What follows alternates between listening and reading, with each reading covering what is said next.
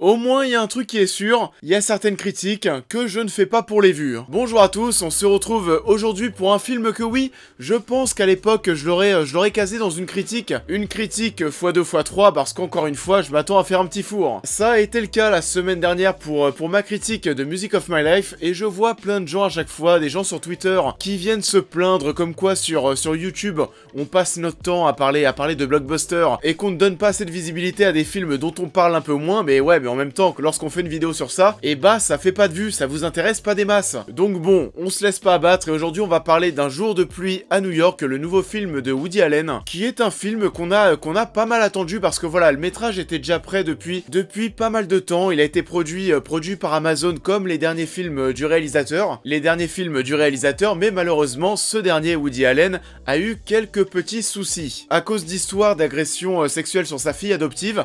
Donc voilà, pour trouver des distributeurs au final, c'était un peu compliqué. C'est un long métrage dont la date de sortie aux États-Unis est remise en cause. Les acteurs aussi ne soutiennent même plus le métrage, puisqu'on a Timothée Chalamet et pas Timothy, il est français. On a aussi Selena Gomez, bah les deux en tout cas font partie des personnes qui ont reversé leur cachet.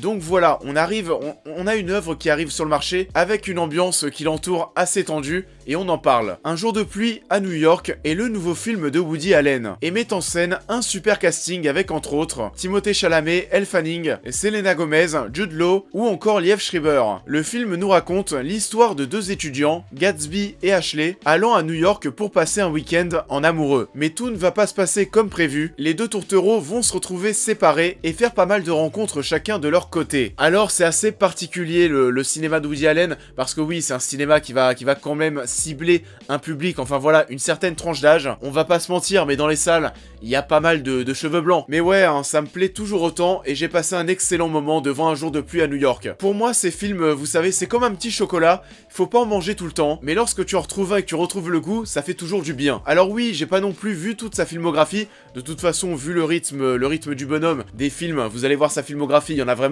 énormément, mais ça fait déjà pas mal d'années que je me rends régulièrement au cinéma pour aller voir ces films.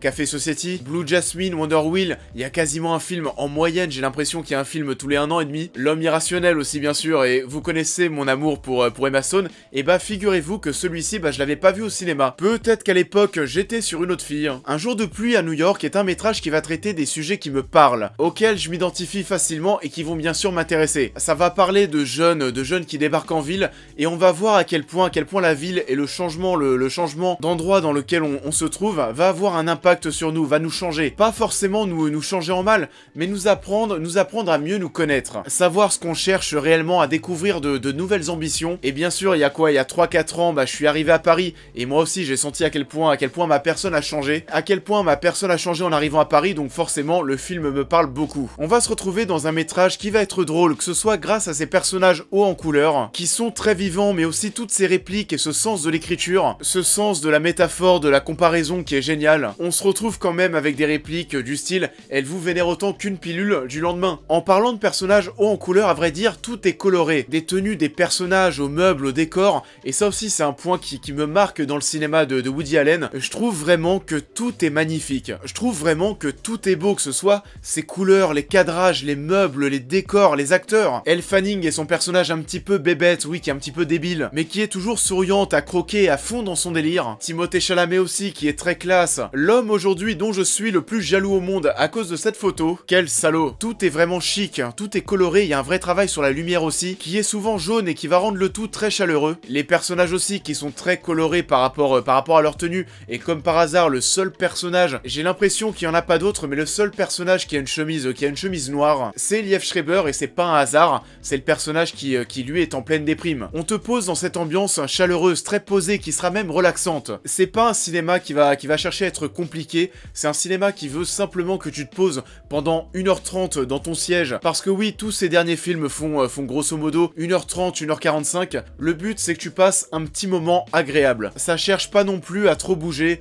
on va avoir pas mal de moments où on va entendre Timothée Chalamet narrer ses pensées pendant qu'il est en train de marcher dans la rue. On va avoir toutes ces pièces dans les appartements ou les maisons qu'on va traverser, qui sont pas non plus ultra meublées, qui sont très spacieuses, ça respire, on se sent pas du tout oppressé, t'as envie d'y être, et on va le voir aussi à la réal, on va avoir parfois des des longs plans séquences qui vont durer des minutes et des minutes, simplement pour voir deux personnages parler. C'est un film où bien sûr le centre du film est ce qui en fait l'action. Ce qui fait l'action du métrage, hein, c'est les interactions et les dialogues entre les personnages. Et vous remarquerez qu'il y a très peu de conversations qui vont se dérouler en champ contre champ avec des cuts toutes les 2 secondes. Donc oui, là aussi on essaye de te filmer ça de manière très posée. Et il a une manière de cadrer ses plans qui est assez magnifique. On est souvent très proche des personnages et on va aussi beaucoup jouer sur les perspectives des pièces. On a ces plans durant une conversation entre 2 personnages où la caméra va simplement se poser derrière le dos de l'un des deux et on va avoir cette caméra qui va être posée à la hauteur des personnages. Quand ils sont assis, la caméra se met à leur hauteur. On a la caméra qui est proche d'eux, on a l'impression de participer aux conversations. Ça va aussi avec le côté chaleureux parce que voilà, ouais, on a aussi cette impression de partager le délire, d'y participer. Et oui, encore une fois, on ressent beaucoup de chaleur dans ce métrage. Un jour de pluie à New York est un très bon nouveau film de Woody Allen. C'est rempli de poésie, c'est drôle, c'est beau mais dans tous les sens du terme. Et je vous pousse tout naturellement à aller découvrir cette œuvre en salle qui va parler de l'impact sur notre vie que peuvent apporter la ville et les rencontres que l'on peut faire. Et donc voilà, comme Music of My Life la semaine dernière, je suis pas sûr que le film fasse énormément d'entrées, qu'il fasse beaucoup de vues sur YouTube, mais ça m'empêche pas d'en parler. C'est la fin de cette vidéo, j'espère qu'elle vous aura plu. Comme d'habitude, je vous invite à la liker, à la partager, à me dire en commentaire ce que vous avez pensé du film, à me suivre sur tous les réseaux, à vous abonner, à aider la chaîne à se développer sur Tipeee et Utip. Et on va se retrouver, prochaine vidéo, c'est pas une surprise, on va parler de Rambo, la conclusion au cinéma de ce personnage mythique avec bien sûr Stallone. Donc oui, on en parle bientôt, à très vite.